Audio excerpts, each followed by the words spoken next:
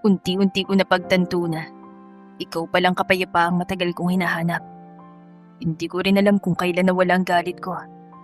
All I know is that one day, I found myself choosing your happiness over my pain. Akala niya'y paghihiganti ang makapag-aalis ng galit sa kanyang dibdib. Ngunit nagkamali siya. Pag-ibig pala. Dear Amihan Stories presents Bachelor Series 4, Mr. Bodyguard's Revenge Gone Wrong. Written by Ate Samuha, 21. Kuya Vicenzo, you're here! Masayang bunga ni Verona nang makitang kanyang kuya sa launch event ng kanyang VG fashion brand. Si Sonoki, losto con Charlotte. Sagot nito na ikinangiti niya. Ang ibig sabihin nun sa Ingles ay yes, I'm here and I'm with Charlotte. Dinagsada mga tao ang launch event na yon dahil sa mga libreng luxury bags, damit at sapatos na ipinamimigay ng kanilang brand. Kasalukuyan siyang nasa photo op activity, abala sa pakikipagkilala at pagpapakuha ng litrato kasamang kanyang mga tagahanga. Si Verona Antonia Abellera Garmaniego, ang kaisa-isang kapatid ni Vicenzo Zoren. Sila mga anak ni Navon at Zorena Garmaniego. Matapos ikasal ang kanilang mga magulang, nagpasya mga itong manirahan sa Italia, kaya roon siya ipinanganak at lumaki. Isa siyang kilalang brand ambassador at modelo. Siya rin ang isa sa mga mukha ng VG Fashion, ang fashion company na itinayo at pinalago ng kanilang pamilya. Ano pala nakain mo kuya at napadpad ka dito? Biro niya habang papalapit sa dalawa. Una niyang niyakap ang kuya niya bago siya nakipagbeso-beso kay Charlotte. La mia ragazza desideraba escatare una foto al vostro evento de lancio. Sagot ni Vicenzo. Gusto raw ng girlfriend nitong magpakuha ng litrato kasama siya. Napatingin siya kay Charlotte at tumango naman ito bilang pagsang-ayon sa sinabi ng nobyo. Naku, Ate Charlotte talaga. Sobrang fan ko yata. Kamukha ko lang naman si Kuya Vicenzo. Natatawang pahayag niya. Minsan lang to sis, partida. Nag-absent pa ako sa klase ko at inistorbo ko pang kuya mo. Sagot nito habang inilalabas ang cellphone mula sa sling bag nito. I love you talaga, Ate Charlotte. Botong-boto talaga kaming mga Abellera at Garmaniegos sa'yo, di ba, kuya? Si, laamo ko si Tanto. Nakangiting tugon nito at napailing siya. Ang ibig sabihin sa Tagalog ay oo, mahal na mahal ko siya. Ay naku kuya, nasa Pilipinas tayo, dapat mahalin natin ang sariling wika ng ating ina. Magtagalog tayo. Suwestyon niya. Bagay na ikinatawa naman ni Charlotte. Oh, mi dispiace my princess. Agad na paghingi ng paumanhin ni Kuya Vicenzo. Kasasabi pa lang niyang magtagalog ito, ngunit sa wikang Italyano pa rin ito humingi ng tawad. O siya, magpa-picture na kayo love, marami pang nakapila oh. Sabi ng kuya niya sa girlfriend nito. Sige love, thank you. Iniabot ni Charlotte ang cellphone nito sa kanyang kuya. Nagpa-picture muna ng dalawa bago sila kumuha ng litrato na kasama rin siya. We'll wait here, Verona. Kakain tayo sa labas pagkatapos ito. Oh, sure kuya. Malapit na rin naman siguro itong matapos. Va bene. Yun lamang ang naging sagot nito bago umalis upang makapagpatuloy siya sa kanyang photo op activity. Nagpatuloy ang programa ng araw na yon. Maya-maya pa, muli niyang nakita si Kuya Vicenzo na papalapit sa kinuupuan niya. Verona, say na ang diya mo. Paalam ng kapatid niya, baka sa mukha nitong pag-alala. Ha? Why? Akala ko hintayin niyo ako kuya. Emergency, Aurebia is in the hospital. Bigla siyang napatayo sa narinig at agad na nakaramdam ng kaba. Sasama ako kuya. Pero hindi pa tapos ang event mo. Tatapusin ko na lang at magpapaalam na ako. Pagkatapos magbigay ng autograph sa kanyang mga fans, tuluyan na siyang nagpaalam sa loob ng venue. Pinagbigyan naman siya ng kanyang team, ngunit hindi niya maikakaila na may ilang fans ang na-disappoint, lalo na yung hindi pa nakapasok at hindi pa nakakakuha ng pagkakataong makapagpa-picture sa kanya. Andiya mo kuya. Okay. Pinili niyang pinsang si Aurebia ng araw na yon. Ngunit dahil sa naging desisyon niya, Nagkaroon siya ng mga bashers at ilang banta sa kanyang buhay. Sinasabing napaka-irresponsable niya. Ilang buwan ang lumipas, ngunit sariwa pa rin sa isipan ni Verona ang trahedyang nangyari sa launch event niya sa Maynila. Verona Antonia, tawag ng nono Vito niya. Nasa loob siya ng kanyang silid ng mga sandaling yon. Nagkukulong at hindi pa rin humuhupa ang bigat ng kanyang damdamin. Nono? Poso entrare? Mahinahong tanong ng kanyang lolo, humihingi ng pahintulot na makapasok. Come on, princess. Can I come in? Everything will be fine. Napaluha si Verona nang marinig yon. Agad siyang tumayo at mabilis na binuksan ang pinto. Bunsong apo siya nila Nono Vito at Nona Ingrid. Tinatawag siyang princess ng mga ito dahil ipinangalan siya sa yumaong ina ng kanyang lolo. Nono, bungad niya sa lolo Vito niya at tuluyang napaiyak sa bisig nito. Don't cry, princess. Magiging okay rin ang lahat, apo.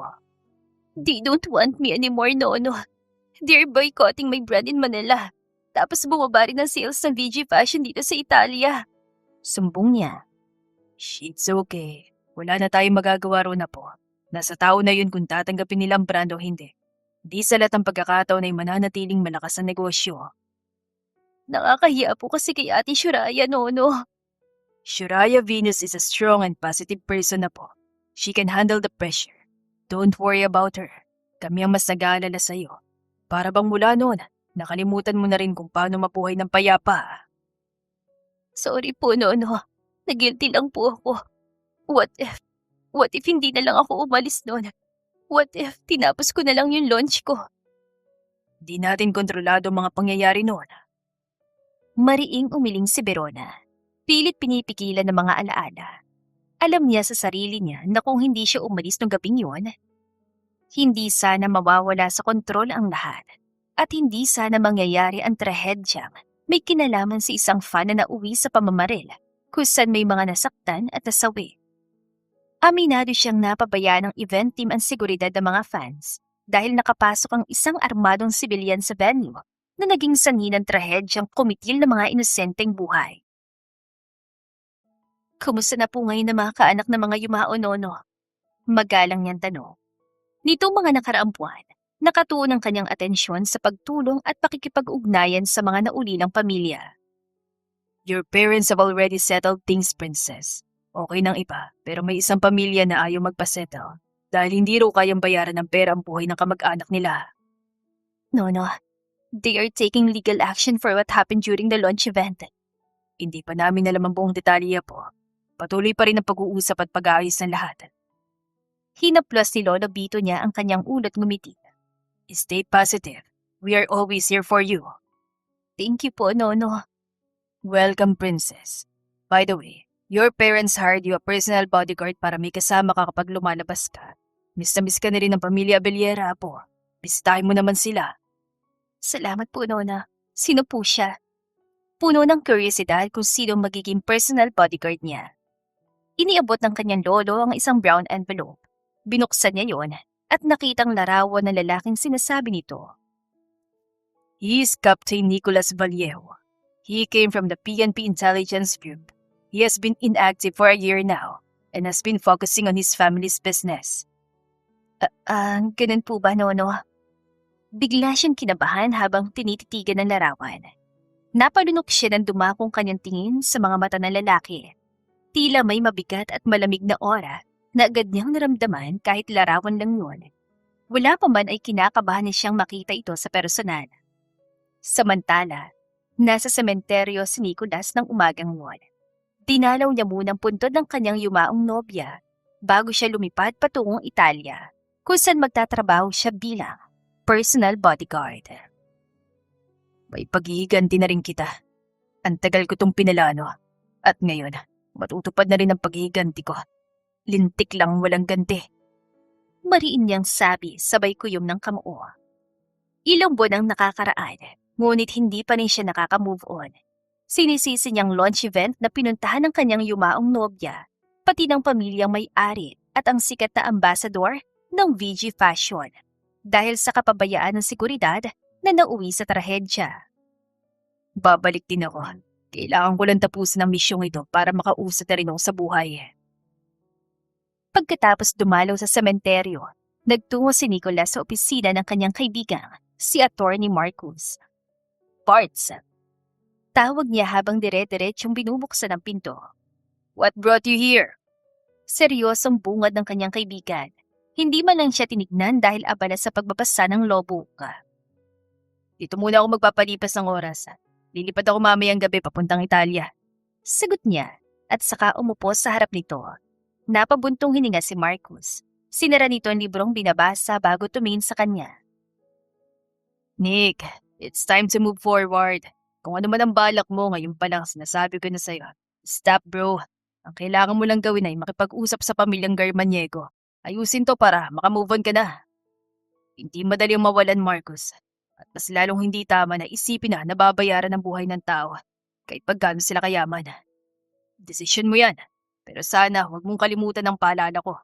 Niwala ka man o hindi, kapag kinuha na ni Lord ang isang tao sa buhay mo, sa tamang paraan man o hindi, nang ipilit, may dahilan siya. Hindi mo lang alam kung ano yun sa ngayon pero in the future, for sure, malalaman mo rin. May plan is may plan, Marcus. Kahit gaano pa kayaman ng pamilyang yun, kakalabanin ko sila. Mariin yan sagot. Okay, pero isa lang pakiusap ko ha. Mag-research ka na mabuti, Nick. Baka sa huli, ikaw magsisi. Thanks for the reminder, bro. Anyway, kumain ka na ba? Tanong nito sa kanya. Sa kanilang anim, si Marcus ang pinaka-best friend niya talaga. Komportable siyang magkwento dito, yung tipong hindi siya huhusgahan agad. Galing ako Mindanao at sumaglit lang ako sa puntod ng nobya ko. Pagkatapos, dumiretso na ako dito. Kaya hindi pa ako kumain. Sagot niya. Si Nicholas Vallejo ay dating PNP Intelligence Group Officer. Sa kasalukuyan ay 34 years old na siya. Ngunit nang mawala ang kanyang kasintahan, nagbitiw siya sa serbisyo at nagpasya na pamahalaan ang V-Pentagon Security and Investigative Agency, ang negosyo ng kanilang pamilya. Attorney, I'm here. Oops! Napalingon si Nicholas sa pinto nang makarinig siya ng boses babae. Agad kumunot ang noon niya. Hindi niya kilalang babaeng pumasok sa opisina ng kaibigan niya. Sinuri niya ito mula ulo hanggang paa. Mayroon itong daladalang plastic bag na nasa palagay niya ay mga pagkain. Nakaistorbo po ba ako, attorney? Mabilis sa tanong ng babae sa kaibigan niya. May bago kang secretary parts? Yun agad ang naitanong niya kay Marcus. Subparts. Hi, ako po si Francine Isabeliera. Magiliw na pakilala ng babae sa kanya. Abeliera? Opo, isa po akong Abeliera. Proud itong sabi sa kanya. Oh, I see. Kaano-ano mo si Roba Abeliera? Agad na tanong niya na ipinagtaka naman ng babae. Pinsan po. Ah, pinsan. Wow, hello, Miss Abeliera. I'm Nicholas. Pasok mo muna mga hawak mo sa kitchenette, Francie. Mauna ka na kumain. Singit ng kaibigan niya. Hindi niya naituloy ang pagpapakilala niya sa babae, kaya agad siyang tumingin sa kaibigan, nakatingin din pala sa kanya. Anong klaseng tingin yan, Marcus? Ka na magsalita, baka hindi kita matansya at mapigwasan kita. Natawa siya. Abeliera ha? Panunukso niya. Halika na nga't kumain na lang tayo, Nick. Hindi niya maiwasan ng ngumiti para sa matalik na kaibigan. Kilala niya si Marcus, kaya pasipol-sipol siyang sumunod dito papunta sa pantry nito, pero huminto ito at humarap sa kanya. Tinasan pa siya nito ng kilay bago nagsalita. Kapag ikaw na-inlove si isang Abeliero nako, di mangyayari yun, Parts. Wala naman akong Abelierang natitipuhan. Nakafocus ako sa plano ko sa pamilyang Garmaniego. Let's see. Again, do multiple research parts. Baka isang araw, nakikipag-ayos ka na sangka ng mga Abeliera. Pahayag nito at tinapik pa ang braso niya. Nagkibit-balikat lang siya at pumasok na rin. Naaabutan niyang kaibigang nagrereklamo sa amoy ng ulam na binili ng sekretarya nito, kaya aliw na aliw siya sa dalawa. Makalipas ang ilang oras, ay nagpaalam na siya kay Marcus at nagtungo na siya sa airport. Gabi kasi ang flight niya.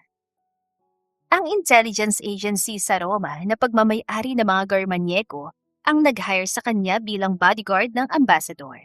Ginawa niyang lahat para makapasok sa agency ng mga ito. Ang agency na rin ang bumili ng plane ticket niya. Pagsisisihan yung pinapasok niyo ko sa teritoryo niyo. Anya, habang nakakuyom ang kamao. Mahaba-haba ang biyahe niya, kaya itinulog niya muna dahil magle-layover sila sa Dubai bago mag-connecting flight patungong Roma. Sa kabilang banda, sa Villa Garmaniego, hinihintay ni Verona ang kanyang pinsan para i-turn over muna ang hinahawakan niyang Veggie Fashion Company. Bonjour no, Ate Shoraya. Bati niya rito nang makita itong naglalakad palapit sa kanya. Magandang umaga rin, Verona, my love. Here's the file of VG Fashion, ate. Bumagsak nga lang yung sale natin.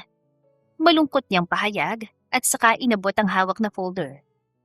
Ikaw ha, binibigyan mo ko ng trabaho. Samantalang last month nasaya-saya namin nila ate mo Charlotte at Francie.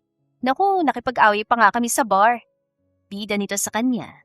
Saang bar po, ate? Magandang samahan ng tatlo dahil magkaibigan ng mga ito mula pagkabata. Sa Pilipinas, BS Bar. I see. Sana balang araw makapasok din ako sa mga ganyang lugar, ate. Mabait kasi siyang anak.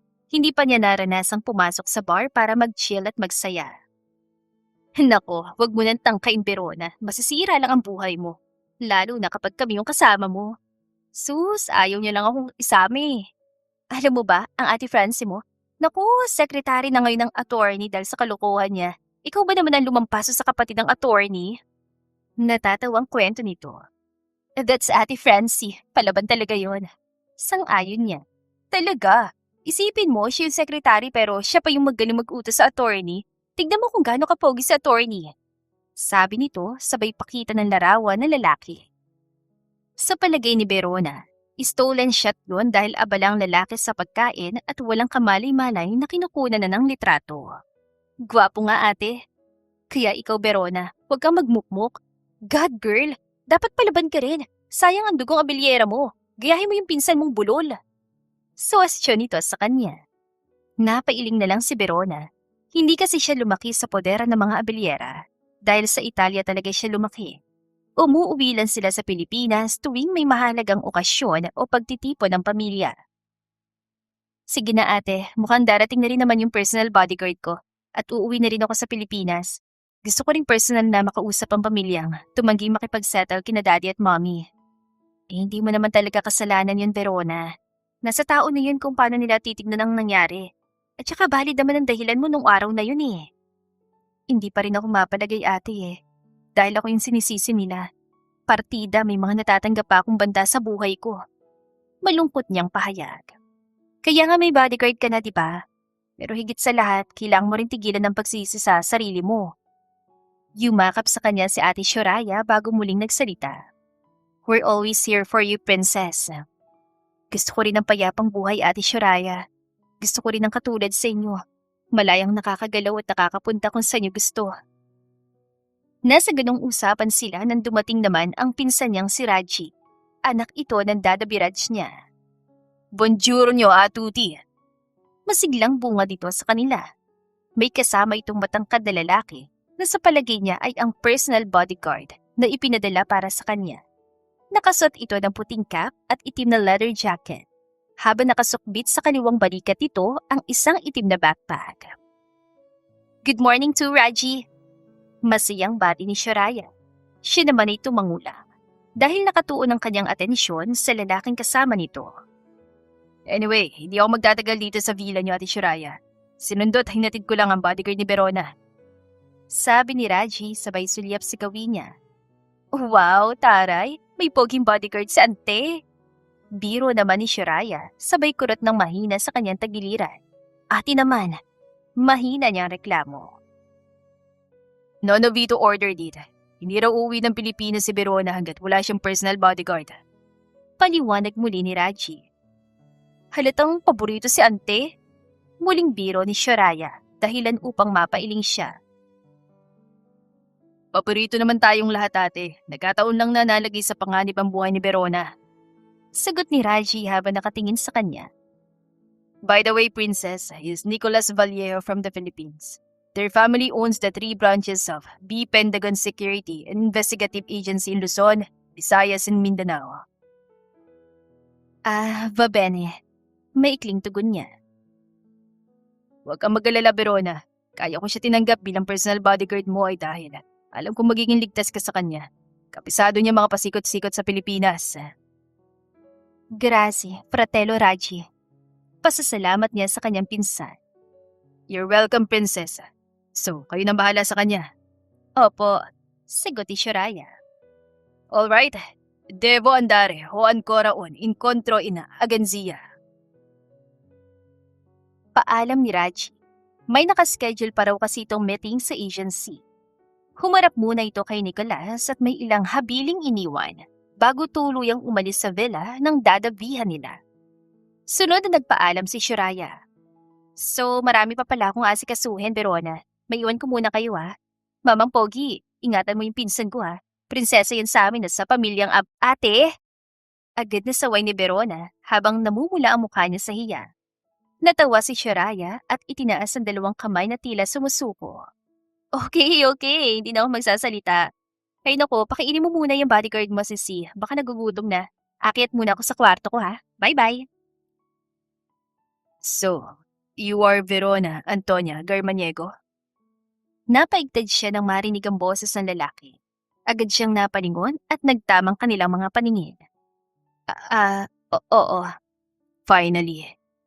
May kakaiba sa paraan ng pagtitig nito na hindi niya maipaliwanag. Pakiramdam niya ay para siyang sinusuri na lalaki na para bang matagal na siyang kilala nito. Unti-unting nawala ang neutral na ekspresyon sa mukha nito at napalitan ng malamig na anyo. Lalo siyang kinabahan nang mapansin ang paninigas ng panga nito at ang mabigat na titig na nakatuon sa kanya. Sa hindi malamang dahilan, tila may galit itong pilit na kinokontrol. Nakaramdam tuloy siya ng kakaibang takot.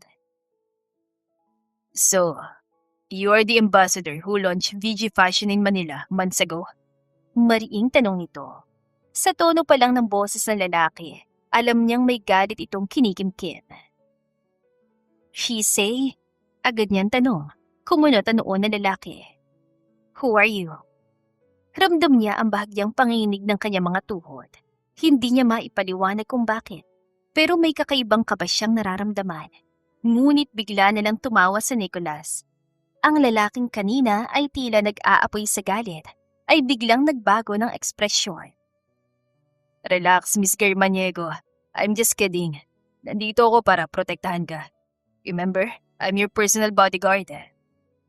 Napabuntong hininga siya at saka marahang napahawak sa kanyang dibdib. Huwag mo nang uulitin yun Muntik na ako atakihin sa puso sa kaba. Reklamo niya. Sorry po, Miss Garmaniego. Testing lang po yun. Sagot nito bago bahagyang yumuko bilang paggalang. Okay, salamat. Ngumiti siya ng bahagya. Ngunit kahit na ganoon, ay hindi pa rin lubusang nawala ang kakaibang pakiramdam sa kanyang dibdib. May kung anong bagay sa mga mata ni Nicolas na hindi niya mabasa. At sa hindi niya maunawa ang dahilan, pakiramdam niya ay hindi yun ang huling pagkakataong matatakot siya sa lalaking nasa harapan niya. Maiba po ako, ma'am. Lahat po ba ng tao rito sa villa ay marunong magtagalog? May kuryosidad nitong tanong. Marunong. Lahat kami marunong magtagalog. I see. Mr. Vallejo, right? Yes, ma'am. Kumain ka na ba? Tanong niya. Iniisip kasi niyang baka hindi pa ito nakakapag-almusal. Dahil mula airport ay dumiretso na ito sa villa kasamang kanyang pinsan. Kung gusto mong kumain, magpapahanda ako ng pagkain. Nako, nakakahiya naman po, ma'am. Pero hindi ko na po tatanggihan. Hindi napigilan ni Verona na mapangiti. Good, mukhang gutom ka na nga. Samantala, hindi makapaniwala si Nicolas sa nakikita. Ang inaasahan niyang maaabutan sa Italia ay isang spoiled brat na anak mayaman ngunit mali pala siya. Sa halip na mag-utos, si Verona pa mismo ang nag-asikaso sa kanya. Mula pagdating niya ay sinigurado nitong komportable siya at may makakain. Dahil doon, bahagya siyang nakaramdam ng konsensya. Naalala niyang ginawa niya kanina. Kitang-kita niyang takot sa mukha ng dalaga at maging ang panginginig ng mga tuhod nito. Kumain ka lang po, Mr. Vallejo. Huwag ka pong mahiya. Ako lang po ito. Malumanay na sabi nito. Thank you. Sorry at thank you na lang ang madalas niyang nasasabi sa babae. Mga salitang hindi niya inaasahang mabibitiwan niya. 5 araw ang lumipas at sabay na silang umuwi sa Pilipinas ni Verona. Habang magkasama sila, unti-unti niyang napagmasdan ang kilos at ugali nito. Masama ba akong tao, Mr. Vallejo? Biglang tanong ni Verona. Kumunot naman ang noon niya. Nasa loob sila ng sasakyan at pauwi na sa bahay ng mga magulang nito sa Maynila. Masama ba akong tao? Ma'am Verona. Dali na, sagutin mo muna yung tanong ko. Pangungulit nito. May ugali si Verona na clingy, ngunit malambot ang puso, lalo na kapag komportable na ito sa isang tao. Base sa 5 araw na kasama kita, ma'am? Wow ha, pinag-isipan mo pa talaga. Tas kilay nitong sabi. Kunwari itong nagtatampo at nagmamaldita, dahilan upang mapangiti na lang siya. So, ano nga ni, mabait ba ako o hindi? Oo, mabait ka kapag tulog. Biro niya rito. Hindi niya inaasahan ang pagkurot nito sa tagiliran niya. Napasigaw siya ngunit kiniliti lang siya ng babae. Stop, Verona, Antonia! Hinuli ni Nicholas ang kamay ni Verona. Ewan ba niya, mukhang tatagilid pang plano niya dahil sa ipinapakita ng babae. Sandaling tumahimik ang loob ng sasakyan bago muling nagsalita si Verona. So, papayag kayang makipag-usap sa akin yung isang pamilyang hindi nakipagsettle sa trahedyang nangyari? Biglang nabitiwan niya ang kamay nitong hawak-hawak niya. Ano sinasabi mo? Narinig naman niya yun, pero gusto niyang klaruhin. Humarap ito sa kanya bago nagsalita. Kasi nga, umuwi lang naman ako dito sa Pilipinas dahil gusto kong makausap ng personal yung isa sa pamilya na hindi nagpasettle nun kila daddy at mommy. Doon lang niya napagmasdan si Verona ng malapitan. Ang kulay abong mga mata nito, ang maamong mukha, at ang perpektong facial features na tila hinulma para pagmasdan. Hindi niya namalayang napatitig na siya dito na matagal. Subalit isang snap ng daliri ang biglang nagpabalik sa kanyang katinuan. Sus, alam ko namang maganda ako, sir, pero huwag mo nang ipahalata sa akin. Punasan mo rin yung laway mo, tumutulo na oh. Sabi nito bago mabilis na binuksan ang pinto ng sasakyan at patakbong bumaba. Narinig pa niyang masayang tawa nito habang papalayo. Anak ng 7 tupa naman oh! Bulilis na lang niya sa kawalan. Sinundan niya ng tingin ang papalayong babae hanggang sa makapasok ito. Naikuyom niya ang kanya mga kamao habang pinagmamasdan ng mansyon. Ngumisi siya bago marahang bumulong. Humanda kayo sa akin. Magsisisi kayo sa pagpapasok niyo ng ahas sa pamamahay niyo. Samantalang si Verona ay napapabungis-ngis na pumasok sa loob ng kanilang bahay. Pinagtripan niya ang kanyang personal bodyguard dahil sa sobrang seryoso nito. Mommy! Masayang bati niya nang sinalubong siya ng yakap ng kanyang ina at pagkatapos ay yumakap din siya sa daddy niya. How's my princess? Tanong ng Daddy Von niya. Daddy, I'm fine. Where's Kuya Vicenzo and Ate Charlotte? Agaran niyang tanong. Naka-duty pa ang kuya mo. Ang Ate Charlotte mo naman hindi makakadalaw dito. Exam niya. Sagot ng kanyang ama. Bahagya lang siyang tumango. Where's your bodyguard? Usisa naman ang mami Zorena niya. Nasa car po, mami. Nagbaba po siguro ng mga gamit ko. Okay. Hintayin na lang natin siya makapasok at sabay-sabay na tayo mag-early dinner. Oh, nandiyan na pala siya, ma'am. Pahayag niya nang makita si Nicholas na papasok sa mansyon at dalang 2 maleta niya. Mr. Vallejo, come here. Good afternoon, ma'am and sir. Magalang nabati nito sa mga magulang niya. Yumuko pa ito bilang paggala. Good afternoon to Mr. Vallejo. Ngayon pa lang, nagpapasalamat na ako sa pagiging bodyguard mo sa anak ko. Nakasalalay sa iyong buhay niya. Pahayag ng daddy niya. Makakaasa po kayo, Mr. Garmaniego. Ligtas pong anak niyo sa akin. Sabi naman ito. O siya, sapag na lang tayo magkwentuhan, anak. Kakain na muna tayo. Pag-aya ng mami Zorena niya. Makisalo ka na rin sa amin, iho. Tumingin si Verona sa lalaki na agad ding napatingin sa kanya. Kitang-kita niya ang bahagyang gulat sa reaksyon nito. Tila hindi nito inaasahang ganong kabait ang pamilya niya. Hindi naman istriktong mami at daddy ko, Mr. Vallejo. Normal lang kami mga tao, kaya huwag ka nang tumanggi. So, tara na? Thanks. Nahihiyang sagot nito bago sila sabay na naglakad papunta sa hapagkainan. Naging maayos at masayang salo-salo na para bang isang buong pamilya silang magkakasama. Kinabukasan, maagang gumising si Verona at nag-ayos. Nasa isip niyang planong pagpunta sa pamilyang nais niyang kausapin. Tara na, anya sa bodyguard niyang nakahanda na rin. Nasa sala ito at tila hinihintay na lang siya. Iniabot niya rito ang isang envelope na naglalaman ng impormasyon ng pamilyang pupuntahan nila. Tayong dalawa lang ba, ma'am? Yes. At saka pwede ba tawagin mo na lang akong Verona or Antonia? Huwag mo na akong tawagin, ma'am. At pwede rin ba kitang tawagin sa pangalan mo lang? Tipid itong tumango. Kinuha nitong envelope at binuksan yon. Isa-isang sinuri ang laman. Bahagyang nanginig ng kamay nito, kaya agad siyang nagtanong. Hey, are you okay? I'm fine, let's go. Seryosong sagot nito. Sure, kaya mo bang mag-drive? Kung hindi ako na lang, ipagdadrive kita. Biro lang yon, ngunit napabuntong hininga ang lalaki. Mukhang hindi ito natuwa. It's just a joke, Mr. Vallejo. Ang pagbibiro ay may tamang lugar at oras. Huling biro mo na yan.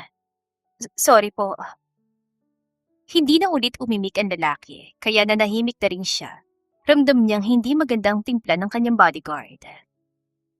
Habang binabagtas nila ang daan patungo sa pupuntahan, napansin niyang iba ang rutang tinatahak nila. Hindi siya bago sa Pilipinas, alam niyang direksyon, at tiyak siyang hindi yon ang tamang daan. Airport? Bulong niya sa isip. Teka, saan tayo pupunta? Bakas ang kaba sa boses niya habang napapalingon sa lalaking kalmado lang na nagmamaneho. May sumusunod sa atin. Sagot nito habang tinuturo ang side mirror gamit ang muso. Agad niyang tinignan ng salamin at tama nga ang lalaki. Isang itim na van ang nakasunod sa kanila. Anong gagawin natin? Tarantang tanong niya. Bumibilis ang takbo ng sasakyan dahil dinadagdagan na ng lalaki ang bilis ng pagmamaneho. You're in danger, Verona. Alam na siguro nila na nandito ka na sa Pilipinas. Kalmadong sabi nito. What are we going to do now, Nicolas? Akong bahala sa'yo, don't worry.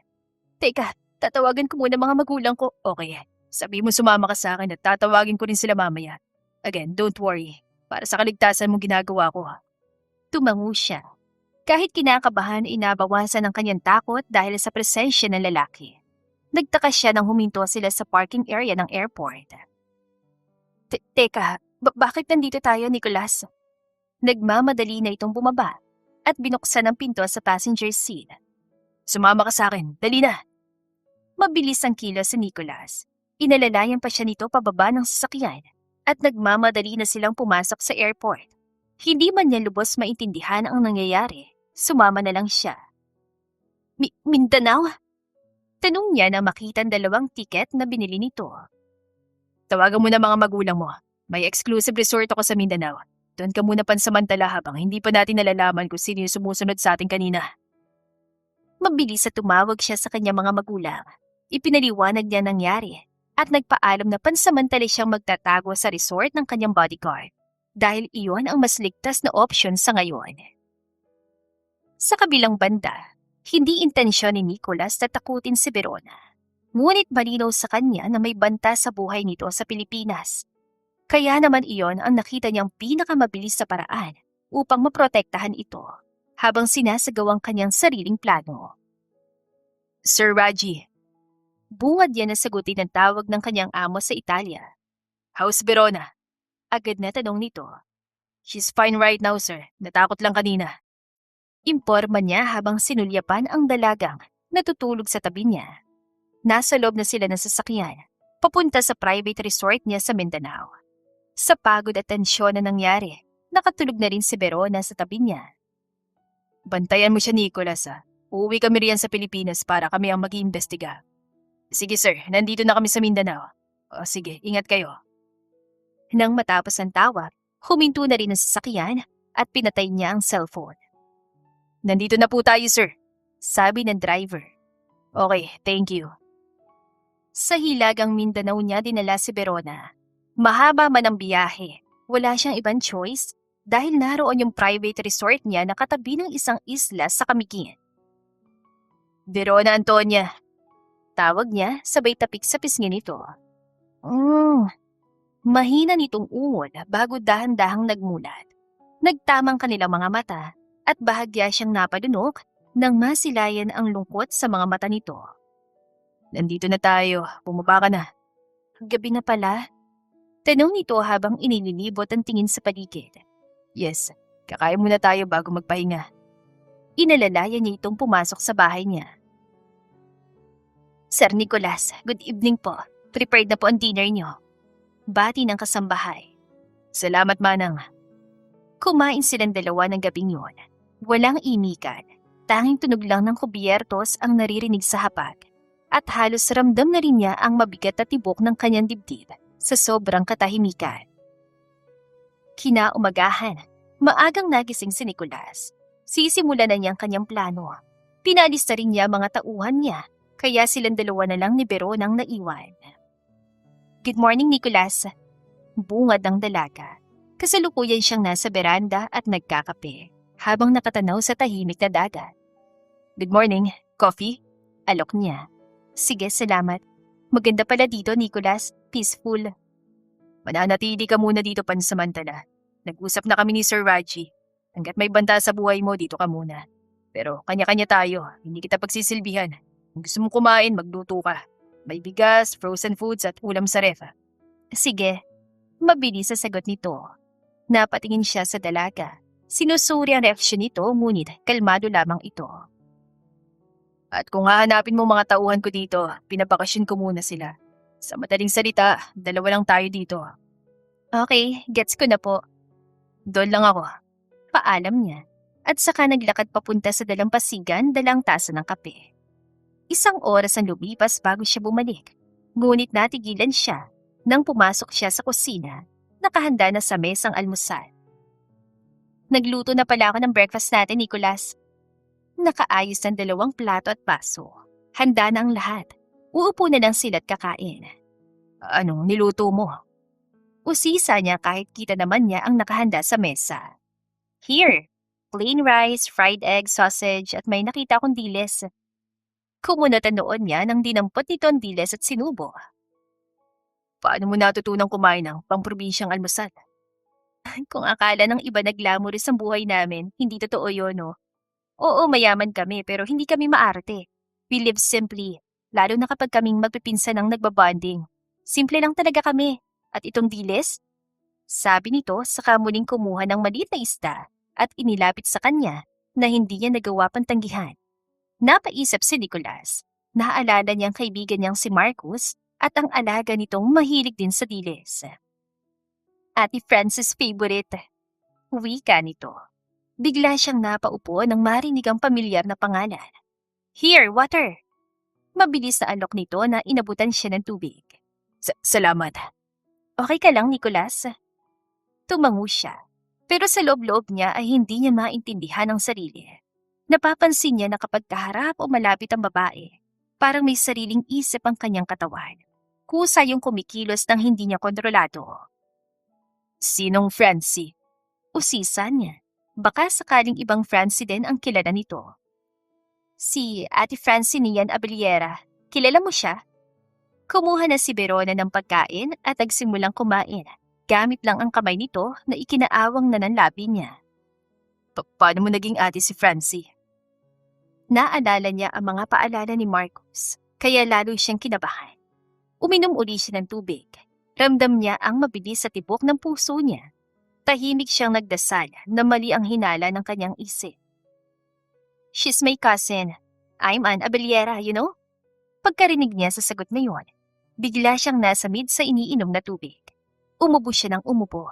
Halos lumabas pa sa ilong niyan tubig. Hey, are you okay? You're what? Tubig na nga lang nilalagay mo sa bunganga mo, nasasamid ka pa. Seryosong sabi ni Verona, ngunit baka sa mukha nitong pag-alala. Wow ha? Ano ba nakakagulat sa sinabi ko? Pinsan ko sa Ate Francie. Abellera naman talaga ako. Apelyido yun ng mami ko. Bunsong anak siya ng mga lolo't lola ko. Ay nako, Abellera na naman. Naiiling niyang pulo. Tama ang kaibigan niya. Kailangan niya ng mas malalim na investigasyon dahil mukhang mas komplikado pang pamilyang kinasasangkutan niya kaysa sa inaakala niya. Teka nga, mukhang may problema ka sa angka naming abilyera ha. Wala. Ayoko lang maging parte ng pamilyang mayaman. Naku, tama na mga kaibigan ko nagkakagusto sa angkan niyo. Sagot niya, natawa ito. Sabi mo yan wala nang bawian? Tumango siya at paninindigan niyan sinabi. Nako, Mr. Vallejo, marami pa akong magagandang pinsan na single sa mother's side. Sina Ate Agatha, Ate Loisa, Ate Aurebia at Ate Francina. Ang binubugaw mo sila. Si Robert yung kambal niya, hindi mo pinsan? Tanong niya. Pinsan ko, mas malapit dahil magkapatid sila mami at ang daddy nilang si Dada Simon. Si Ate Robert at Ate Sahadja, hindi na single. Susunod na si Ate Francie. Naku, ang gagwapo pa naman ng mga jowa ng mga yon. Si Kuya Enoch at Kuya Nigel, magkaibigan, parang professional, CEO at black belter. Tapos si Kuya Attorney, hindi ko pa nakikita ng personal Sa picture lang na pinakita sa akin ni Ate Shiraya. Mahabang paliwanag nito. Hindi ko akalain na may ganito ka palang simpleng side. Tumaas ang isang kilay nito. Anong tingin mo sa akin? Siyempre, Miss Garmaniego. Lumaki ka sa Italy, so ano nga asahan kong ugali mo? Tumawa ito at umiling. Nako, Mr. Vallejo, sa simpleng eksenang to, mukhang nahuhulog ng loob mo Baka ma-inlove ka niyan sa akin.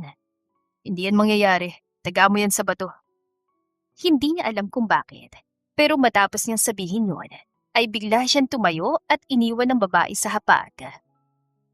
Mula noon, naging casual ng pakikitungo niya rito.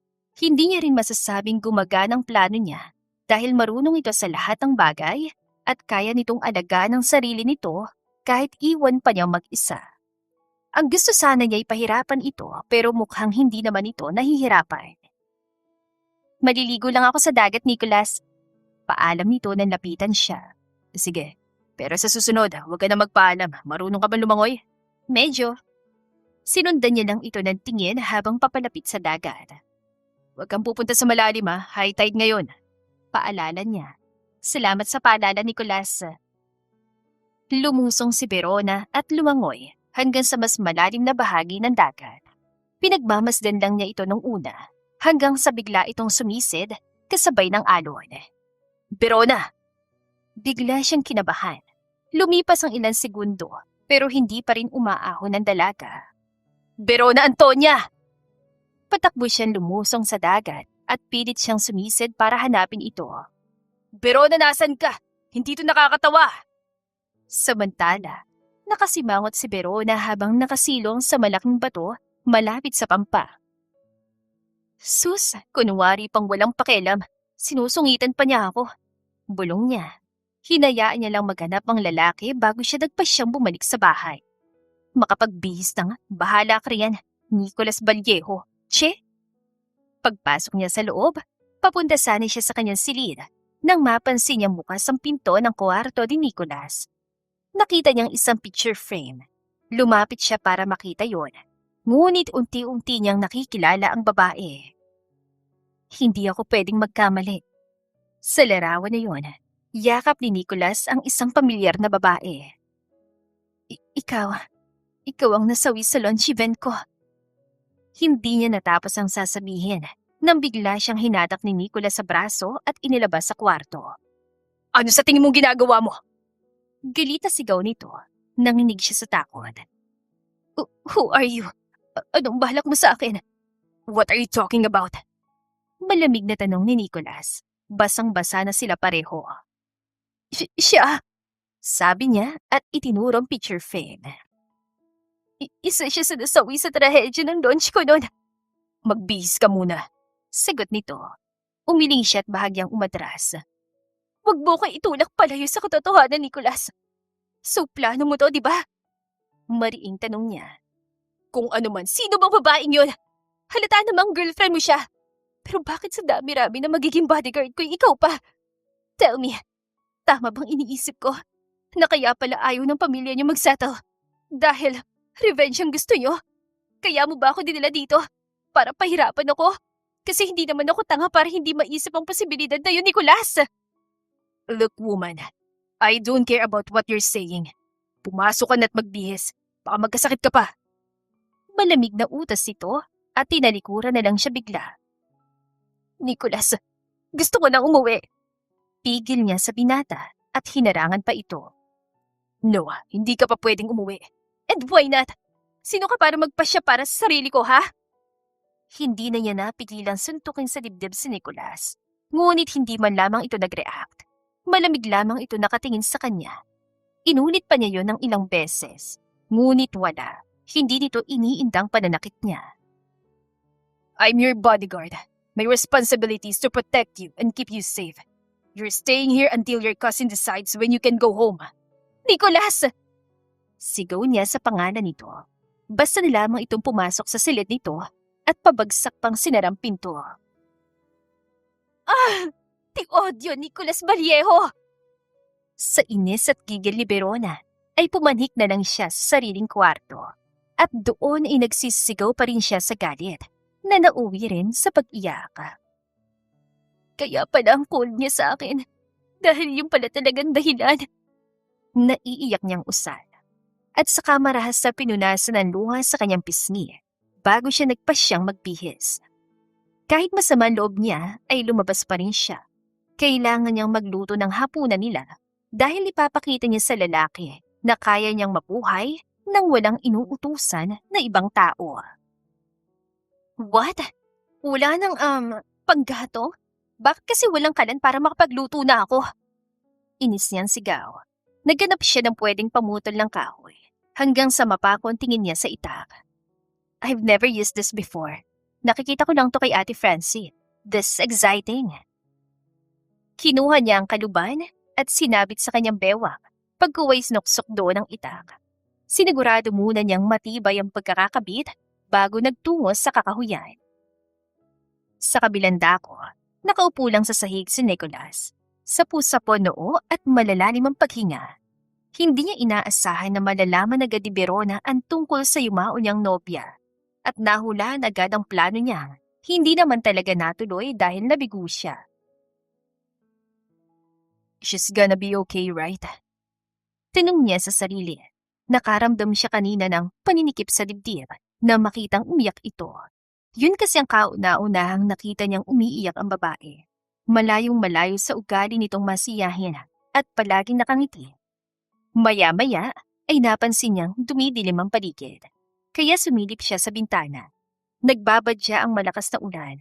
Nagpalit na muna siya ng damit at lumabas din para tignan ang dalaga. Bukas ang pinto ng silid nito, kaya pumasok na siya sa loob. Subalit wala ito doon, kaya tinungo niyang kusina. Nang hindi ito makita, ay lumabas siya ng bahay. Nagtungo sa dalampasigan, pati sa malaking bato. Baka kasi pinagtataguan lang siya nito, ngunit wala. Verona, where are you? Naalala niya ang sinabi nito kanina, kaya malutong siyang napamura. Hindi na siya nagdalawang isip na pumasok sa loob ng kakahuyan. Hindi mawala sa dibdib niya ang takot at pag-alala. Tuluyan ang bumagsak ang ulan. Lakad-takbo na rin ang ginawa niya para mahanap ito, hanggang sa makarinig siya ng pag-iyak. Verona Antonia! Nicholas! God, nasan ka? Nicholas, I'm here! Pare siyang nabunutan ng tinik sa dibdib nang makita ito. Ngunit naroon pa rin ang pag-alala nang mapansing nakaupo lang ito sa damuhan at iyak ng iyak. Agad niya itong nilapitan at tila may sariling buhay ang kanyang katawan. Namalaya na lang niyang nasa bisig na niya si Verona. Mahigpit ang pagkakayakap niya dito. Ang isang kamay niya ay nasa likod ng ulo nito at ramdam niya ang panginginig ng katawan nito. Nicholas, I can't breathe. Lumuwag ang yakap niya at nang matauhan ay mabilis siyang humiwalay. Nababalo ka na ba? Ganun ka na ba kadesperadang umuwi para tumakas sa akin at pumunta sa kakahuyan? Walang daan dito, Verona. Ha? Anong pinagsasasabi mo? Hindi ako tumakas at mas lalong hindi ako uuwi nang hindi ka kasama. Sigaw nito. Doon niya lang napansin ang nasa bewang nito, dahilan ng pagkunot ng kanyang noo at napatingin na rin sa maliliit na sanga ng kahoy. What? Pumunta ka lang dito para kumuha ng panggatong? Oh, bakit? Ano masama? Anong masama? Sinabi mo sana sa akin ang problema mo sa kusina. Ikaw na nagsabi na kanya-kanya tayo. Kaya bakit ako manghihingi ng tulong sa'yo? Nakalimutan mo na ba sinabi mo? Inis siyang napasigaw sa pagdadahilan nito, ngunit mabilis itong tinampan ang bibig niya. Ang ingay mo! Mariin na lang siyang napapikit at hinubad ang suot niyang jacket. Kahit basa na yon, inaligay pa rin niya sa ibabaw ng ulo nito. Kaya mo pa bang maglakad? Malumani niyang tanong. Hindi na rin kasi sila pwedeng magtagal doon dahil lumalakas na ang hangin at may kasama pang malakas na kulog. Eh di sana nakauwi ako kung kaya ko pang maglakad, di ba? Sigaw nito na ikinailing niya. Huwag kang ang pilosopo, babae. Pinitik niya ito sa noo at hinampas naman siya nito sa dibdib. Lumuhod na lang siya at hinarap ang likod sa dalaga. Sampa na para makauwi na tayo. Masakit ang tuhod ko. Hindi ako makagalaw. Sabi nito. Inalalaya na lang niya ito at maingat niyang pinasan sa kanyang likod. Nick, yung mga panggatong ko. Hayaan mo na. Seryosong sabi niya at saka sinipa mga panggato. Nicholas, pinaghirapan ko yun. Dali mo na lang, please. Oh, santo cielo. Bulalas niya.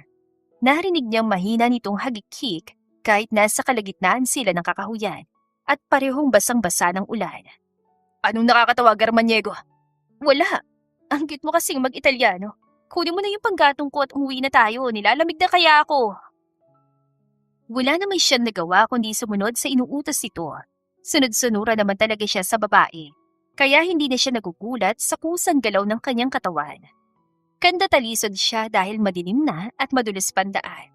Ang tanging iniingatan niya ay ang hindi madapa upang hindi masaktan ng dalaga. At sa huli ay ligtas silang makabalik sa bahay. Agad niya itong dinala sa kwarto pagkatapos tanggalin ang itak nito. Kumuha ng tuwalya at binalot sa katawan nito. Maligo ka muna at magbihis. Kukuha lang ako ng medicine kit. Paalam niya rito. Sa loob naman ng silid ni Verona, nanginginig pa rin siya sa lamig. Ngunit nakapagpalit na siya at nakabalot pa ng kumot. Habang kumukuha siya ng panggatong kanina, ay bigla siyang nadulas at nasugatan ang binti niya, kaya hindi na siya nakatayo. Hey! Napapitlag siya nang marinig ang boses ni Nicholas. Nakapagbihis na rin ito ng puting t-shirt at itim na pajama. Umupo ito sa gilid ng kama. Nagtimpla ako ng gatas, inumin mo muna, and let me see your wounds. Tinanggal niya ang kumot. Bago siya nito ginamot ay ibinigay pa sa kanya ang tasa ng gatas. Gracias. And, salamat din kanina. Kung hindi ka dumating kanina, baka namatay na ako sa lamig. I won't let that happen to you. I will protect you until my last breath, Verona Antonia. Mariin siyang napakagat sa pang-ibabang labi. Ramdam niya agad ang mabilis sa tibok ng puso. Pero ayaw niyang lokohin ang sarili dahil trabaho lamang nito ang protektahan siya. Pero alam kong galit ka sa akin dahil sa nangyari sa lunch, Nicholas. Ayokong pag-usapan yan. Lalabas na ako. Ako na magluluto ng hapunan natin. Bago ito lumabas ay nagsalita siya. Nick, hindi ko ginusto nangyari. Believe me, I deeply regret leaving that day. And until now, dala-dala ko pa rin sa dibdib ang sakit at konsensya. Sana mapatawad mo ko. Bumuntong hininga ito at hindi na sumagot. Hindi man niya naranasan ang mawala ng mahal sa buhay. Alam niyang mahirap at masakit yun. Sabay silang naghapunan ni Nicholas habang patuloy pa rin ang malakas na ulan. Inaasikaso siya nito, bagay na hindi naman ito normal na ginagawa. Subalit pareho silang tahimik at tila nakikiramdam lang sa isa't isa. Pagkatapos ng hapunan, pinakiyatan ni Nicholas si Verona sa kwarto nito. Nagligpit muna siya ng pinagkainan at nang matapos ay chinek niya ang dalaga. Naabutan niya itong nakabuluktot sa kama at nanginginig. Verona.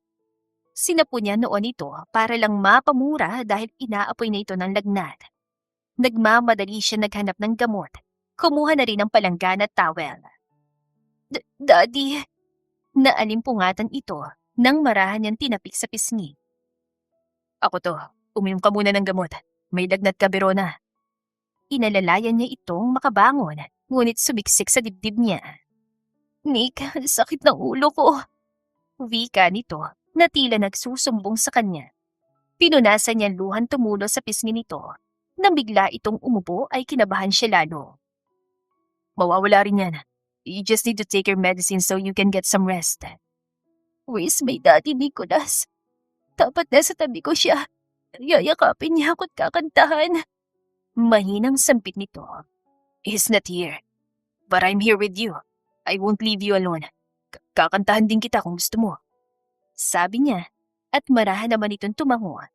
Nang makainom na ito ng gamot, ay muli niya itong pinahiga sa kama.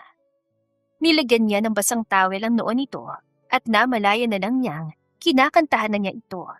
Nang makatulog ito ay napatitig siya sa maamo nitong mukha at bahagyang napailing. Anong nangyayari sa iyo, Nicholas? Hindi ikaw to. Kastigo niya sa sarili. Nang araw na yon, sari-saring emosyon ang naramdaman niya. Nandoon ang kaba at takot. Kanina nang akala niya'y nalunod ng dalaga at lalo pang nadagdagan ng pangamba niya nang hindi niya ito makita sa loob ng bahay.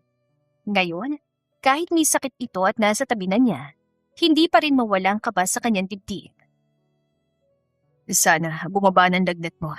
Because I don't think I can bear seeing you like this, Verona. Masuyo niya itong hinalikan sa noo. Buong magdamag niyang binantayan ang dalaga. Kahit bumaba ng lagnat ito, hindi siya umalis. Nanatili siya sa tabi nito hanggang sa mag-umaga na. Kumusta ang pakiramdam mo? Tanong niya na magmulat ito. Namumungay pa mga mata. Medyo masama pa rin ang pakiramdam ko. Hindi ka ba natulog kagabi? Mukha ka ng panda. Nabigla pa siya nang abutin nito ang pisngi niya. Ramdam niya ang mainit itong palad sa kanyang balat. At dahil sa ngiti nito, ay napanatag ang kalooban niya. Nagagawa na nitong magbiro. Dito ka muna, magluluto ako ng lugaw. Naabala na kita, Nicholas. It's okay, may sakit ka pa. Kapag magaling ka na, saka ka babawi sa akin. Anya, gumuhit ang ngiti nito sa labi. 2 araw ang lumipas bago gumaling si Verona. Sa ganung pagkakataon, ay ang daddy niyang nag-aalaga sa kanya. Daddy's girl talaga siya. Himalang hindi siya sinungitan ni Nicholas. Inalagaan pa siya nito at binantayan hanggang sa makatulog siya. Nick, heto, nagtimpla ako ng juice. May init naman ng panahon ngayon kaya mag-juice muna tayo. Anya nang makalapit sa binata. Nasa cottage ito. Hindi niya alam kung nagtatrabaho ba ito o ano, pero nakatutok ang atensyon nito sa laptop. Tumawag si Sir Raji. Pwede na raw tayong bumalik sa Maynila. Baling nito sa kanya. Really? Yung mga taong sumusunod sa atin, sino raw yung mga yon? Sunod-sunod niyang tanong. Huwag ka na mag-alala doon. Naisa ng pinsan mo. Tugon nito. Then, kailan tayo aalis? Pwede ba magstay muna tayo dito ng 2 araw pa? Akala ko ba gusto mo nang umuwi, Verona? Oo naman. Pero kasi gusto ko pa ulit mag-swimming sa dagat. What? Mag-swimming? Parang nung isang araw hindi mo ko pinag-alala. Hanap ako ng hanap pero nasa loob ka na pala ng bahay. Sermon ito sa kanya. Napanguso siya. Akala niya'y nakalimutan na nito ang tungkol doon. Sorry naman. Ikaw kasi sinusungitan mo ako. Akala ko wala kang pakialam kahit malunod pa ako.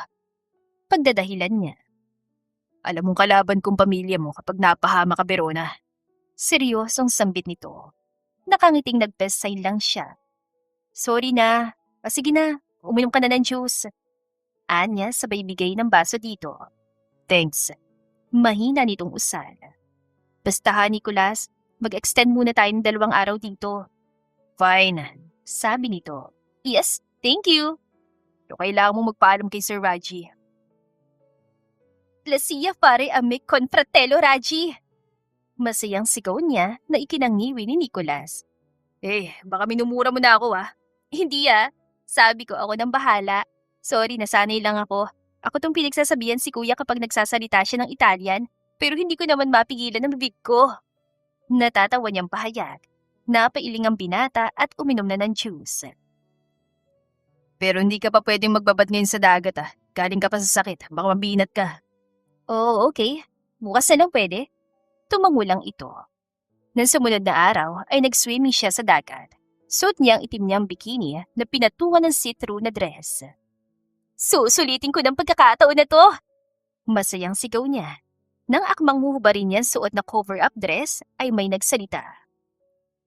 What do you think you're doing, Verona? Ay, ginulat mo naman ako, Nicholas. Napatuto pa siya sa dibdib. Answer me kung anong gagawin mo. Seryoso nitong tanong. Tinuro niyan dagat. Mag-swimming nga ako. And then, kailangan mo pang hubarin yan? Why? Bawal ba magsuot ng bikini dito? Wala naman tao ah. At ano naman ang tingin mo sa akin, hindi tao? Ha? Nabingi ka na ba, Verona? No, bakit ka ba nagagalit? At saka ano naman kung nakabikini ako? May tiwala naman ako sa'yo na hindi mo ako bobosohan, oh. But don't tell me, Nicholas. Binabantayan kita, Verona. Trabaho ko yun. At utang na loob. Huwag mong tatanggalin yan, ha. Lalaki pa rin ako.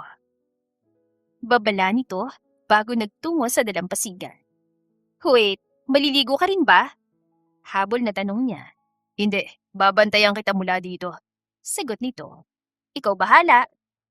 Lumusong na siya sa dagat. Hindi naman siya nakaramdam ng pagkailang kahit may isang pares ng matang nakasunod sa kanya. Nasanay kasi siya sa presensya ng binata. Ngunit habang lumalangoy siya, ay naramdaman niyang hindi na gumagalaw ang kanang paa niya. Nicholas, help! Nagkakrams ang legs ko! Nagpapanik niyang sigaw. To the rescue naman si Nicholas at agad siyang dinaluhan. You're so clumsy, Verona. I'm what? Hey, nagcramps lang naman ako.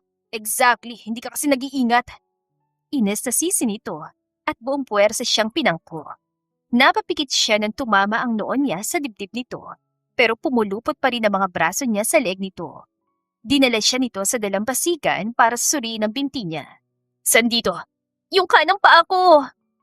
Maingat itong hinilot ang paan niya habang nakakunot ang noo, kaya hindi niya napigilang abutin ang noo nito upang haplisin na ikinatigil nito. What are you doing? Ang seryoso mo kasi masyado eh. But aray! Sorry. Wika nito at saka mas dinahan-dahan ang pagpisil sa binti niya. Pinagmasdan niya lang ang binata. Napakagwapo nito at sa kabila ng masungit na ugali nito ay hindi pa rin niya maiwasan ang makaramdam ng espesyal para dito. Pero alam niyang nadudurog pa rin ang puso nito sa pagkawala ng dating nobya. Patuloy lang ito sa ginagawa hanggang sa mapatingin na ito sa kanya. Hey, are you okay? Kumusta ka? Higit itong nagtaka. What are? Mahirap ba? Umawong ng labi ni Nicholas nang haplusin niyang panga nito. Alam ko mahirap dahil hindi mo inaasahang mawawala siya at hindi ka handa sa nangyari. But Nicholas, kailangan mo na siyang palayain para gumana matagal mo nang dinadala sa dibdib mo. Diretso niya itong tinitigan sa mga mata na mula mga mata nito at kalaunan ay mariing napapikit. Kusang gumalaw ang kanyang katawan. Inabot niya ang labi nito.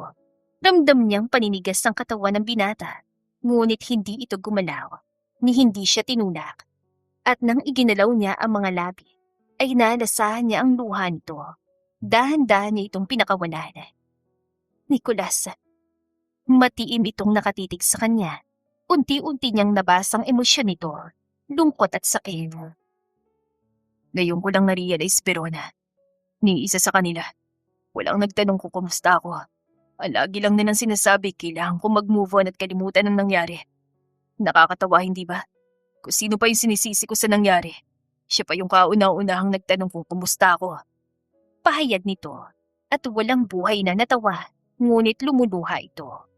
Pinunasan niya ang luha nito sa pisngi hanggang sa umalog na ang balikat nito. Iyon ang kauna-unahang pagkakataon na nakita niyang umiyak si Nicholas at parang kinukurot din ang kanyang dibdib. It's okay, Nicholas. Naiintindihan kita. Mahigpit niya itong niyakap hanggang sa maramdaman niya ang matigas itong braso sa baywang niya. Bahagya itong humiwalay sa kanya at muli siyang tinitigan. Masuyo pa nitong sinapo ang kaliwang pisngi niya. How about you? Are you okay, Verona? Marahan siyang umiling. For the past months, I've carried nothing but guilt and kept blaming myself. Sabi ng lolo ko, hindi naman natin kontrolado mga pangyayari nun. Sadyang, ganun talaga ang buhay. I'm sorry, Verona. Bakit ka nagsasorry? Wala kang kasalanan. Dahil sinisi kita at ang isip bata ko para maghiganti. Kasi tama naman ang sinabi mo. Hindi sa lahat ng pagkakataon ay kontrolado natin ang sitwasyon. Sabi nito, at saka siya hinawakan sa kamay. Nag-init ang pisngi niya nang halikan nito ang kanyang palad. At ang sunod itong ginawa ay ang hagkan siya sa labi. Nang makabawi siya ay yumakap siya sa leeg nito at tumugon sa mga halik nito. Hindi nila akalain na doon pala magsisimula ang magandang samahan nila. Ang 2 araw na pag-extend ni Verona sa isla ay umabot pa ng 1 linggo. Sumuko na si Nicholas dahil wala namang magandang maidudulot ang paghihiganti niya. Ayaw na niyang sisihin si Verona dahil hindi naman ito kasalanan. Hey, anong ginagawa mo? Tanong niya nang lapitan niyang babae sa sun lounge. Umupo siya sa tabi nito at pinulupot ang braso niya sa maliit nitong bewa. Nick, nanggugulat ka naman! Sigaw nito sabay hampas sa dibdib niya. Ngumisi lang siya at humalik sa pisngi nito. Wala silang label at wala rin silang pinag-usapan sa nararamdaman nila.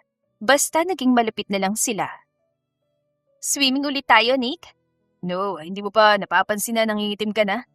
Hey, hindi ako nangingitim Sun-kissed to. Bagay ba sa akin ang ganitong balat, Nick? Hindi ka ba mataturn up sa akin?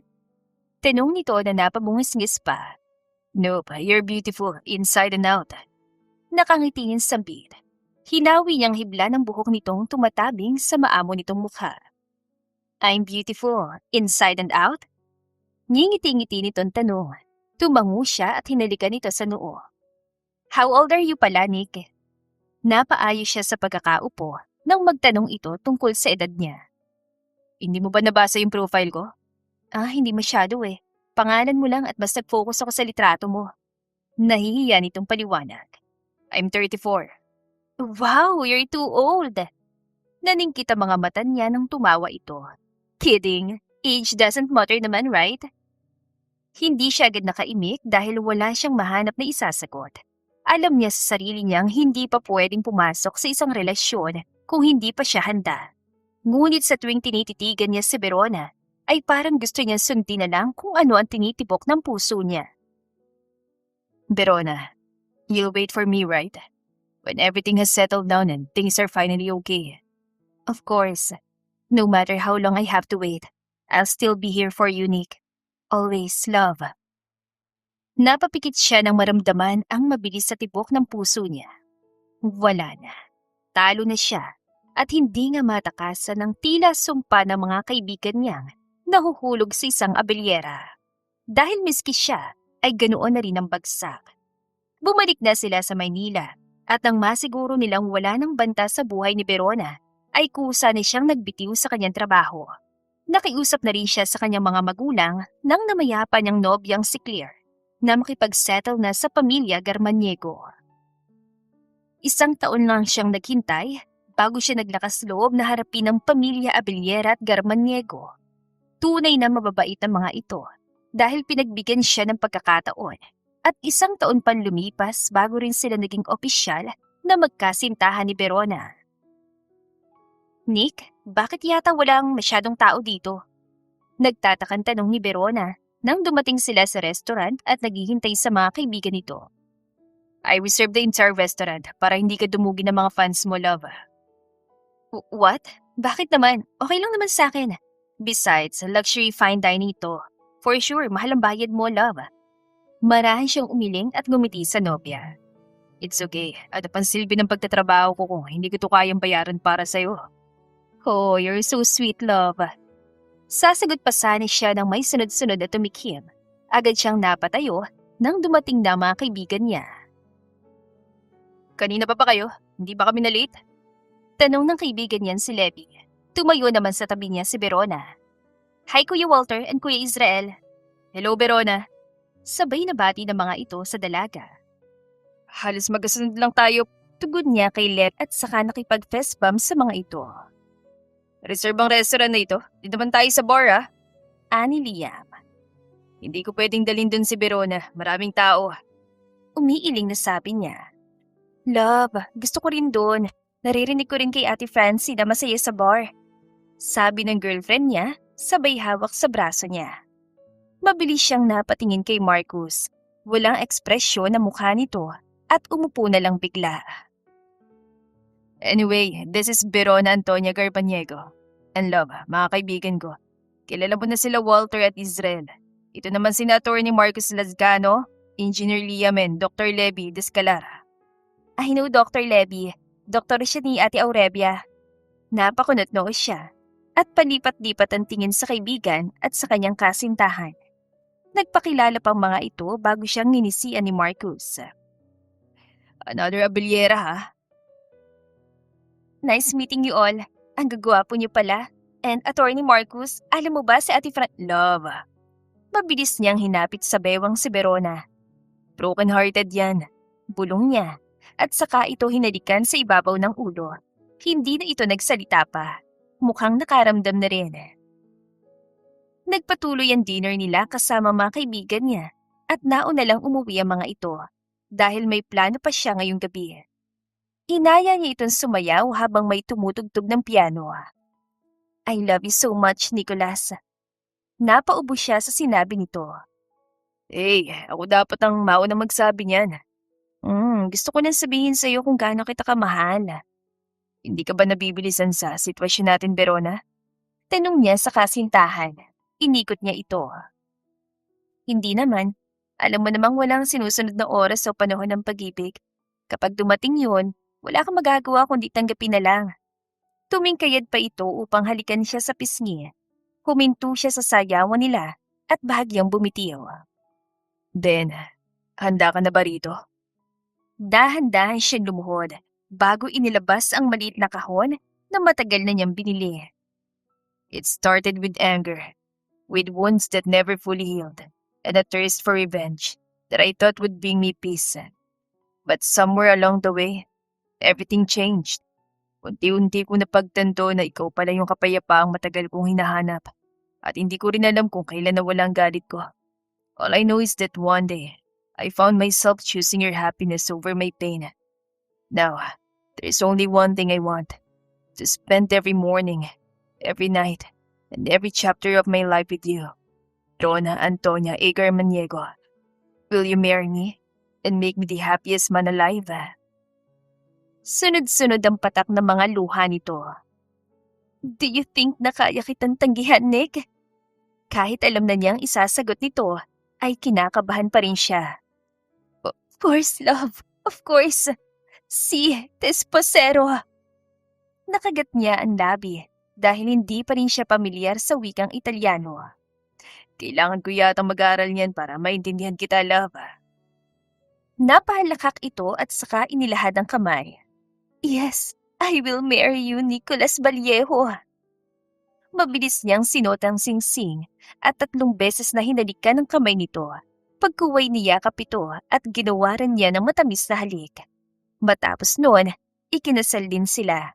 Hindi lang 1 beses, kundi 2 dahil muli silang nagpakasal sa Italia makalipas ang ilang buwan. Lumipas ang ilang taon, nabiyayaan agad sila ng anak na lalaki na pinangalanan nilang Nicolay Antonio. Kasalukuyang nasa Italy si Verona kasamang kanyang mag-ama, pero sa Pilipinas talaga sila nanirahan dahil nandoon ang negosyo ng kanyang asawa. Ngunit gayon ay pinagbigyan siya nito na manatili sila sa Italy ng 1 taon. Love, nasan si Nicolay? Tanong niya. He's with his cousins, love. Let's go, nasa garden sila. Tugon ito, at saka mabilis siyang hinalikan sa noo. Nasa villa sila, at naroon ngayon ang pinsan niyang si Ate Francie, kasamang kambal nitong anak. Naabutan nilang naglalaro ang 3 bata. Ang maliit nilang anak ay nakabuntot sa Ate Quincy nito. Magkahawak kamay ang mga ito habang hinahabol ang laruang eroplano ng kakambal ni Quincy na si Felix. Quincy, dahan-dahan, madadapa si Nicolay! Paalala ni Felix Meru. Huwag mo kasing taasan ng fly ng airplane mo, kuya. Di na po abot ni Quincy Faye, kaya mas lalong di na abot ni Nicolay. Reklamo ng batang babae na may kasama pang pagpadyak na ginaya naman ng anak niya, kaya natawa silang mag-asawa.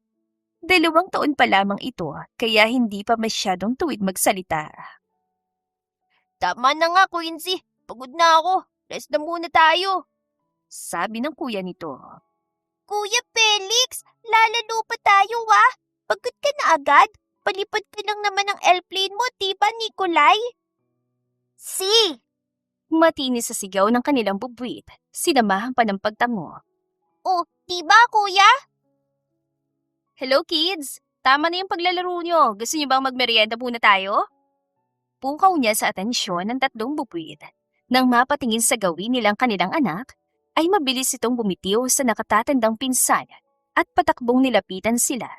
Malapad ang ngiti kaya kitang-kita ang malilit itong ngipin. Mommy! Daddy!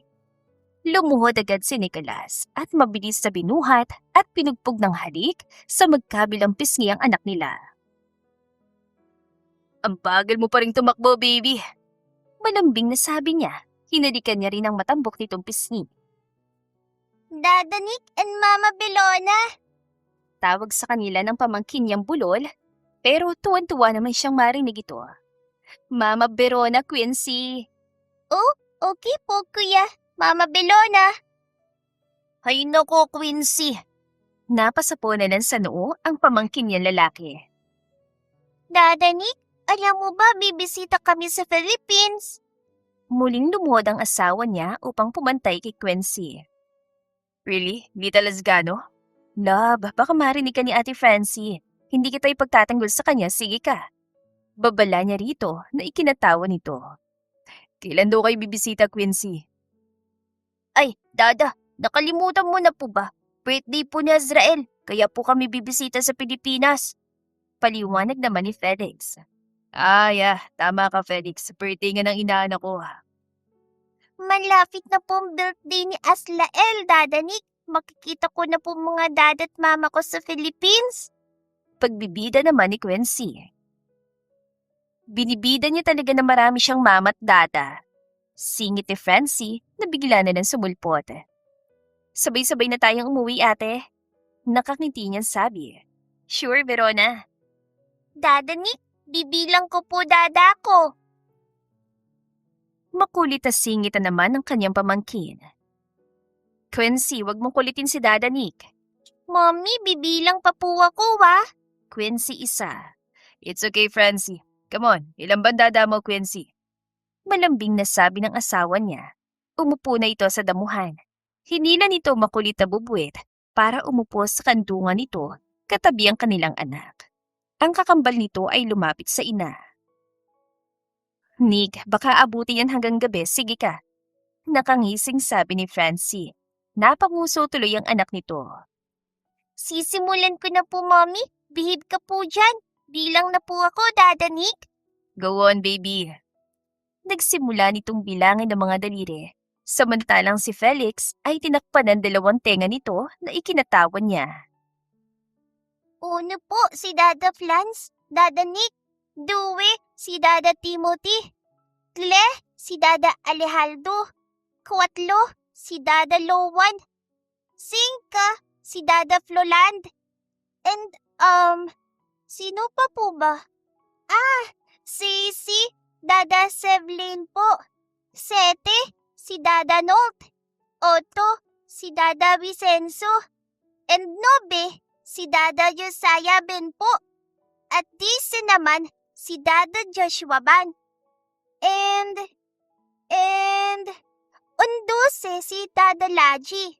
12 si Dada Walter. And 13 si Dada Israel. And 14 ikaw po, Dada Nick. Ay naku po, nahingal ako sa dami ng dada namin ni Kuya Felix. May mama pa kami. Napapalakpak si Nicholas at mukhang proud ito sa anak ng kanyang pinsan. See, ang dami. Naiiling na sabi pa ni Francie. Nakakabilib nga, Francie, dahil memorize mo yung lahat ng pamilya niyo. Natatawan sabi ng asawa niya. Hinalikan nito ang noo ni Quincy. Very good ka, Quincy. Alam ko na kung kanino ka nagmana. Kanino po kumana, Dada Nick? Inosente nitong tanong. Sa mami mo, balita ko mahilig siyang magbilang. Humalakak ito na sinabayan ng mga bata. Ewan ko sa'yo, Nicholas. Umira pa ang kanyang pinsan. Ikaw, Ate Francie, Kailan mo balak ipakilala mga bata sa daddy nila? Nagigilty na pong asawa ko. Nauna pa niyang nalaman ng tungkol sa kambal kaysa kay Attorney Marcos. Pabulong niyang sabi sa pinsan ng lapitan ito. Ay, bahala na Verona. Tara, naganda ako ng snack. Lumapit ang mga anak nito at naunang pumasok sa loob ng villa. Tumayo na rin ang asawa niya at inakbayan siya. Hayaan na muna natin si Francie. Baka hindi pa siya handa, love. Siguro nga, love. Snack time na tayo, Nikolai. Mommy! Masayang tugon ng kanilang anak na pumapalakpak pa. Sabay nila itong hinalikan sa pisngi at humirit pang asawa niya. Ti amo, Verona Antonia, Carmaniego Vallejo. Ang cute, ti amo, Nicolas. Love din namin ikaw, anak. Malambing na sabi niya sa anak nila. Yeah, Mommy and Daddy loves you. Nikolai Antonio Vallejo. Kapwa silang napangiti ni Nicolas. Sa gitna ng kaguluhan, hindi inaasahan ni Verona na makakatagpo siya ng lalaking sa una ay puno ng galit at puot para sa kanya. Ngunit sa kabila ng lahat, pinili nitong pakinggan ang tibok ng puso nito kaysa manatiling nakakapit sa nakaraan. At hindi dahil nabigo ito sa unang pag-ibig ay isasara na nito ang puso sa panibagong pagmamahal. Dahil sa pagdating niya sa buhay nito, unti-unti nitong natutunang muli kung paano magmahal. The end. Kung nagustuhan ninyo ang aming istorya, ay huwag kalimutan na mag-like at subscribe. Mag-iingat po tayong lahat. To God be the highest glory. Hanggang sa muli. Paalam!